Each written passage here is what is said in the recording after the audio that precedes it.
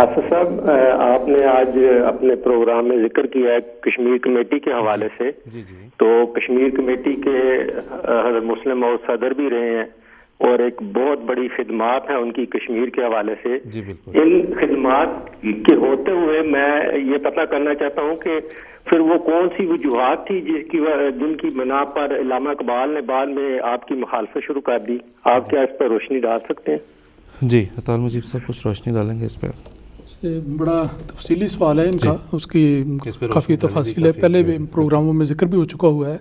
پہلے ایک وقت میں علامہ اقبال خود تھے جنہوں نے حضرت مسلم موعود کا نام پیش کیا کہ اگر کوئی شخص اس وقت قیادت کر سکتا ہے مسلمانوں کو اکٹھا کرنے کے لیے اور ایک آواز اٹھا سکتا ہے حق کی تو وہ مسلم موعود ہیں.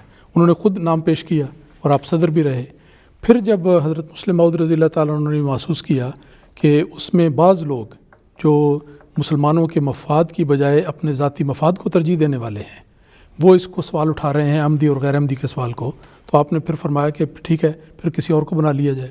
اور علامہ اقبال کے بارے میں یہ حقیقت ہے کہ ایک وقت میں وہ احمدیہ جماعت کے اتنے قریب تھے کہ کہا جاتا ہے کہ جماعت میں شامل بھی ہوئے، ان کے باقی بزرگان بھی شامل ہوئے. لیکن بات یہ ہے کہ جس وقت ان کے یہ نظریات تھے انہوں نے بہت اچھی رائے کا اظہار کیا. جب ان کے کچھ اور حالات بدلے، کسی اور ماحول میں گئے، ان کے موقف بدل گئے اور سیاست ان کا اوڑھنا بچھونا جب بن گئی اور جب دنیا کے مفادات سامنے آ گئے تو پھر انہوں نے دیکھا کہ یہ چیز اکٹھی چل نہیں سکتی، تو اس کے بعد انہوں نے دوسرا رنگ اختیار کر لیا.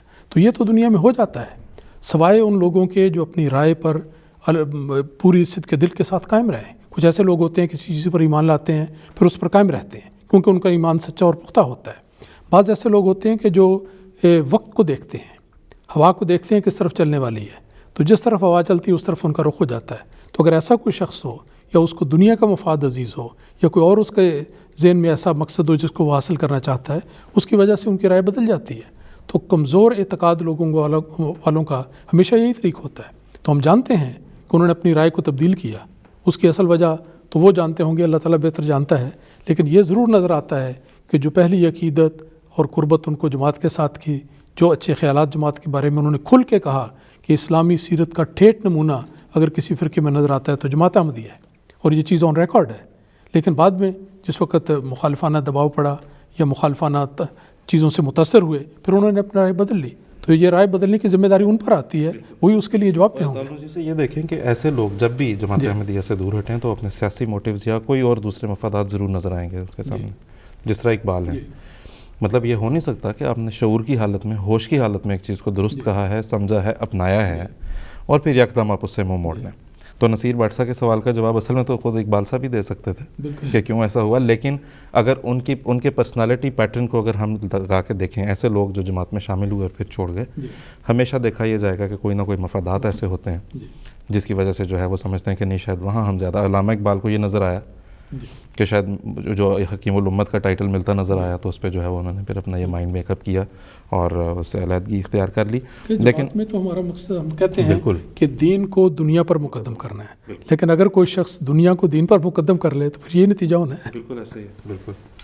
تو دوسرا یہ کہ جس طرح پہلے بھی نصیر بٹ صاحب بہت دفعہ پروگراموں میں ذکر ہوا ہے کہ علامہ اقبال ایک، اس میں کوئی شک نہیں ہے کہ مسلمانوں کے ایک لیڈر کے طور پہ ان کی پہچان ہے.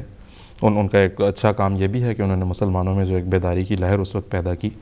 لیکن جہاں تک ان کی جماعت احمدیہ کے ساتھ ایسوسیشن یا ایفیلیشن یا کسی وابستگی کسی بھی زمانے میں جہاں تک اس کا سوال ہے تو اس میں یہ یاد رکھنا بہرحال ضروری ہے کہ جماعت احمدیہ کے لیے یہ باعث فخر نہیں ہے کہ کوئی بھی شخص کبھی بھی اس کے اندر شمولیت اختیار اس کو رہی ہے یا وہ کبھی اس میں شامل رہے ہیں یا وہ کبھی احمدی رہے ہیں.